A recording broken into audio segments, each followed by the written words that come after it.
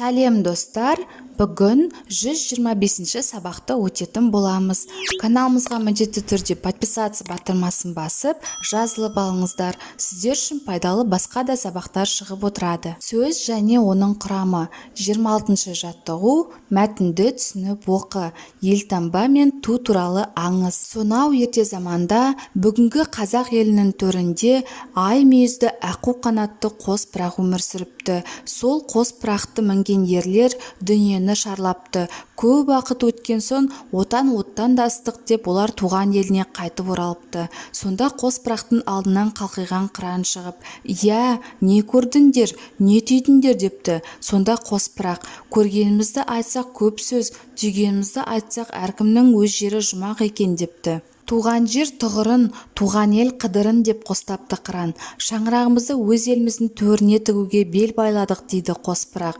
Онда алдарынан жарылқасын, шаңырағымыз биік болсын дейді қыран. Сонда қос пырақ тұрып, тауып айттың қыран, ынтымақ түбі игілік дейді. Сол игіліктің арқасында Қазақстан атты елді мәңгілік рәмізіне айналсақ, біз үшін бақыт емес пе? Онда бақытымыз баянды болсын. Міне, қысқаша түйіп айтсақ, еліміздің елтаңбасы мен туы осылайша пайда болыпты. Мәтін мазмұны бойынша бір-біріне сұрақ қой. Еліміздің елтаңбасы мен туы қалай пайда болды? Қос пырақ қандай шешімге келді? Әркімнің туған жері қандай екен? Қыран қандай тілек айтты? Осы мәтін арқылы бізге қандай ой айтқысы келді деп ойлайсың? Мәтіндегі негізгі ой туған жерде жер болмас, туған елде ел болмас дегендей, әр адамның өз елі, өз жеріне жетер жер жоқ екені айтылған. Қаншама әсем, керемет елдер болса да, туған жерде ешқайсысы да ыстық бола алмайды делінген. Мәтіндегі нақыл сөздерді теріп жаз. Олардың мағынасын топта талқыла. Отан оттан да ыстық дегеніміз өз еліңнен артық елді таппайсың дегені.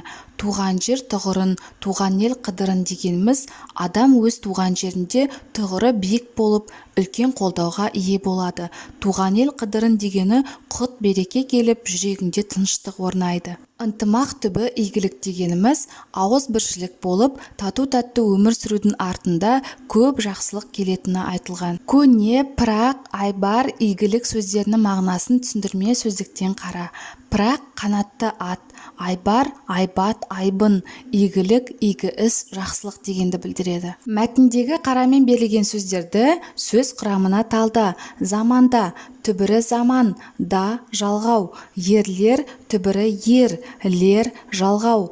Игіліктің түбірі игі, лік, жұрнақ, тің, жалғау. Мәңгілік, түбірі мәңгі, лік, жұрнақ. 27-ші жаттығу, өлеңді көркем жаз. Елім менің жерге бай, айдынды шалқар көлге бай. Мәтінді сөз құрамына талда, түбір мен қосымшаны тиісті белгімен белгіле. Ел түбір, ім жалғау.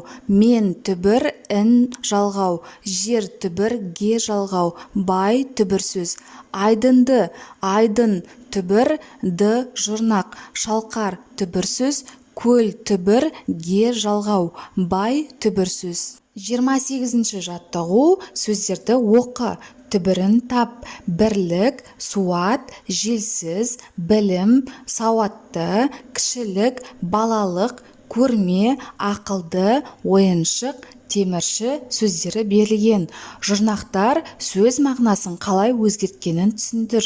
Бірлік түбірі бір, сан есім, лік, жұрнақ. Желсіз түбірі жел, зат есім, сіз, жұрнақ. Білім түбірі біл, етістік, ім, жұрнақ. Сауатты түбірі сауат, зат есім, т, жұрнақ. Кішілік түбірі кіші, сын есім, лік, жұрнақ. Балалық түбірі бала, зат есім, лық, жұрнақ. Көрме, көр, етістік, ме, жұрнақ. Ақылды түбірі ақыл, зат есім, д, жұрнақ. Ойыншық түбірі ойын, зат есім, шық, жұрнақ.